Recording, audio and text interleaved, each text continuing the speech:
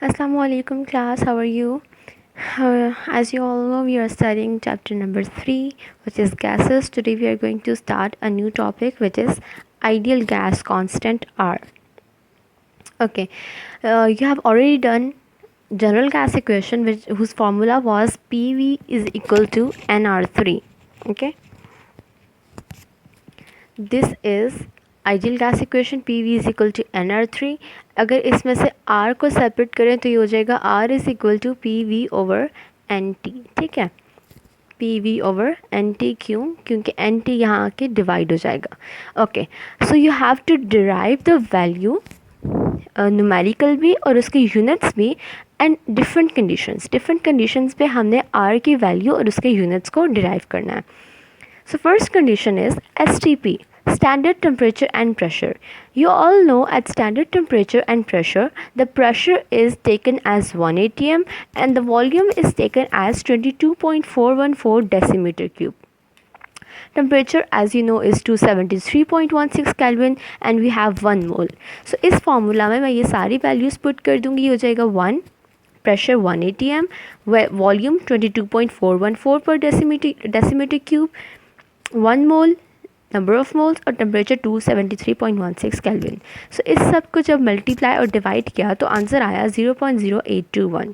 Coming to the units, ATM ATM, decimetre cube, mole क्योंकि नीचे है तो ऊपर होके मोल इन्वर्स हो जाएगा या per mole, mole inverse, and per kelvin के ऊपर जाके -1 हो जाएगा. So this is the unit and this is the numerical value of R when the other readings are taken in STP. Means अगर आपके पास अब कोई न्यूमेरिकल आता है जिसमें वॉल्यूम डेसीमीटर क्यूब में है और प्रेशर ATM में है, then you will use this value of R. ठीक है.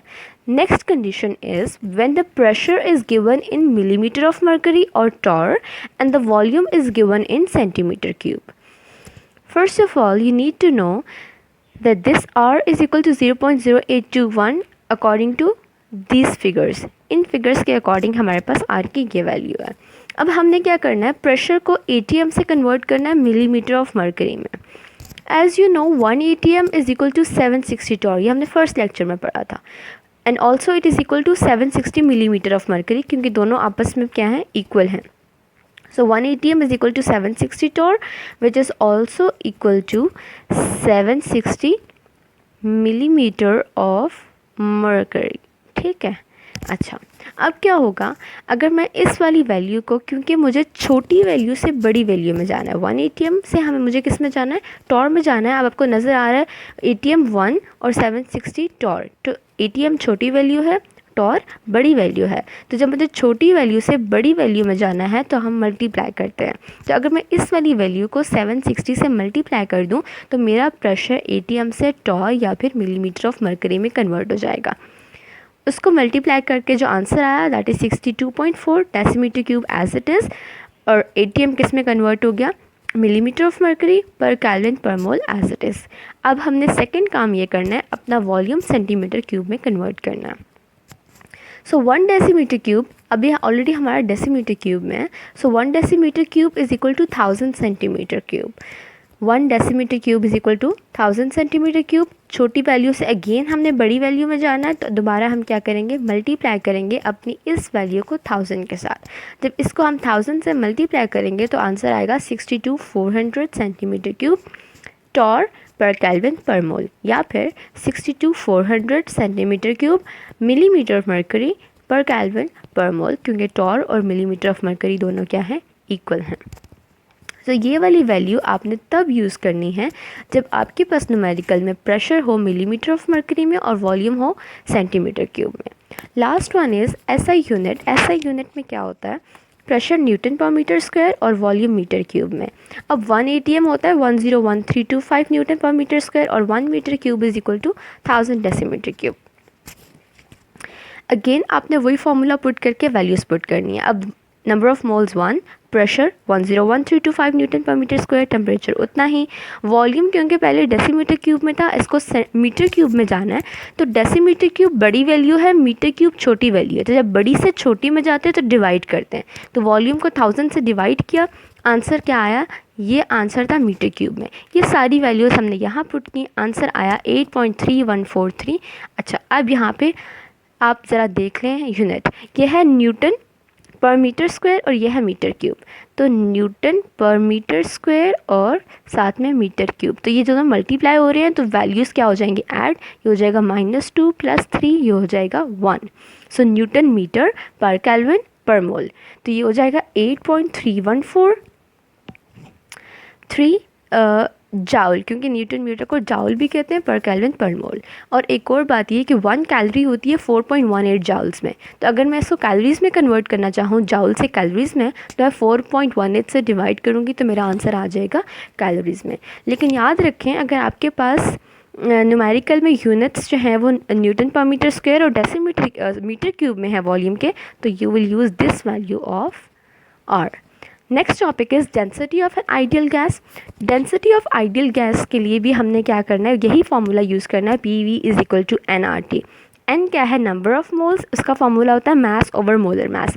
तो n की जगह मैं पुट कर दूंगी मास over molar mass, PV = m/m/RT। अगर मैं इस m को इधर और v को नीचे ले आऊँ तो ये हो जाएगा PM = m/v/RT। m/v is basically density. Density का फॉर्मूला होता है डेंसिटी = मास पर यूनिट वॉल्यूम। ये हो गया डेंसिटी DRT, एंड D अगर सिर्फ कैलकुलेट करना है तो ये हो जाएगा PM/RT।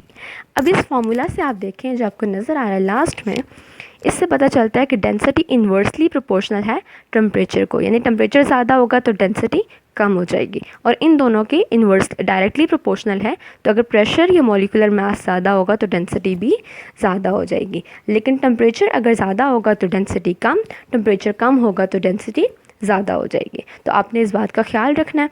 मॉलिक्यूलर मास, अगर दो गैसेस हैं, एक का मॉलिक्यूलर मास कम है, एक का ज़्यादा है, तो जिसका मॉलिक्यूलर मास ज़्यादा है उसकी डेंसिटी क्या होगी, ज़्यादा होगी। Students, now coming to example number 3, it says the sample of nitrogen gas is enclosed in a vessel of volume 380 centimeter cube at 120 degree centigrade and pressure of 101325 Newton per meter square. This gas is transferred to a 10 decimeter cube flask and cooled to 27 degree centigrade. Calculate the pressure in Newton per meter square exerted by the gas at 27 degree centigrade. Okay. So what is given to you? First one, you are given the volume 380 centimeter cube at 120 degree centigrade. ठीक है, और pressure है 101325. So these are the first conditions. Volume V1 380, T1 120 and P1 101325. Then आप उस gas को एक और flask में ट्रांसफ़र कर रहे हो जिसका वॉल्यूम है 10 decimetre cube. So now V2 is 10 decimetre cube, T2 is 27 degree centigrade and you have to calculate the P2 in Newton per meter square. ठीक है. Coming to the solution, the formula you will use is P1 V1 over T1 is equal to P2 V2 over T2. सारी values हम लिख लेंगे यहाँ पे. First volume, initial volume V1 was 380 centimeter cube. We have to convert it into decimeter cube. क्यों? क्योंकि हमारी जो दूसरी फाइनल वॉल्यूम या V2 है वो डेसीमीटर क्यूब में गिवन है. So will divide this value by 1000. 380 centimetre cube को वो हमारे पास डेसीमीटर क्यूब में कन्वर्ट हो जाएगी. The temperature was given in degree centigrade, तो उसका हमने केल्विन में कन्वर्ट कर देना है बाय एडिंग 273 इंटू इट, जो हो जाएगा 393 kelvin. The initial pressure is 101325 newton per metre square. Final volume यानी कि T2 है वो 300 केल्विन, और फाइनल जो volume T2 is 300 kelvin and V2 final volume is 10 decimetre cube. We have to calculate the pressure. हमने equation put की P1 V1 over T1 is equal to P2 V2 over T2. Remember we have to calculate P2, so हम P2 को side पे कर लेंगे, बाकी सारी values एक साइड पे कर लेंगे. Now we will put the values in this formula और हमारे पास आंसर आ जाएगा 2938.4 न्यूटन पर मीटर स्क्वायर. तो ये हमारे पास प्रेशर की वैल्यू आ गई which is P2. Coming to example number 4 which says calculate the density of CH4. Methane की डेंसिटी कैलकुलेट करनी है at 0 degree centigrade and 1 atmosphere pressure. T is 0 degree centigrade and P is 1 atm. What will happen to the density. अब पहले उस condition पे, पहले हमने इस वाली कंडीशन पे कैलकुलेट करनी है, एंड देन सेकेंडली हमने कैलकुलेट करनी है एक और नई कंडीशन पे जब हमारा टेम्परेचर इंक्रीज़ हो जाएगा 27 degree centigrade, and then thirdly we have to calculate the density when pressure is increased to 2 and temperature is 0 degree centigrade. Coming to the first one, in which the temperature is 0 degree centigrade and pressure is 1 atm. Molecular mass, क्योंकि हमारे पास gas methane है, so the molecular mass will be 16 gram per mole, and the value of R which we are going to use is 0.0821 because our pressure is in atm.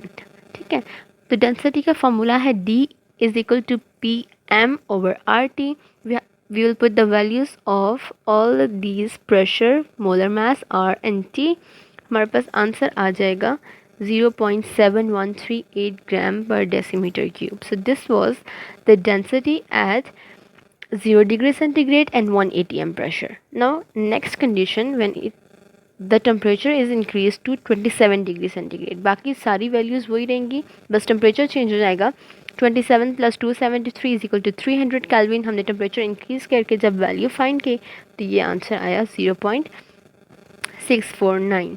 अब temperature increase करने से हमारे पास जो density है वो क्या हुई है, डिक्रीज़ हुई है 0.7 से 0.6 तक. ठीक है, क्यों? क्योंकि डेंसिटी और टेम्परेचर इन्वर्सली प्रोपोर्शनल है. जब एक ज़्यादा होता है तो दूसरा ऑटोमेटिकली कम होता है, एंड ऑल्सो जब टेम्परेचर ज़्यादा होता है तो हमारे पास जो टेम्परेचर ज़्यादा होने से जो मॉलिक्यूल्स है वो एक दूसरे से दूर चले जाते हैं, और दूर जाने की वजह से जो डेंसिटी है वो कम हो जाती है. Now the second condition, in which we have to calculate the density at 2 atm pressure and temperature is same as the first one, 0 degree centigrade. So अब हमने क्या किया, प्रेशर को 2 atm कर दिया, पहले 1 atm था. हमने सारी वैल्यूज़ पुट की तो आंसर आया 1.427 ग्राम पर डेसीमीटर क्यूब. इसका मतलब है हमारा जो डेंसिटी है वो इंक्रीज़ हो गई है. डेंसिटी क्यों इंक्रीज़ हो गई है, क्योंकि एक तो आपको फार्मूला से ही नज़र आ रहा है जो डेंसिटी और प्रेशर हैं वो दोनों डायरेक्टली प्रोपोर्शनल है. एक इंक्रीज़ होगा तो दूसरा भी इंक्रीज़ होगा. दूसरी वजह यह है कि जब प्रेशर ज़्यादा होता है तो मॉलिक्यूल्स एक दूसरे के करीब करीब होते हैं. जितने मॉलिक्यूल्स एक दूसरे के करीब होंगे डेंसिटी उतनी ज़्यादा होगी. So that's it for today. इंशाल्लाह कल हम एग्जाम्पल नंबर 5 और अगले टॉपिक्स पढ़ेंगे. अल्लाह हाफ़िज़.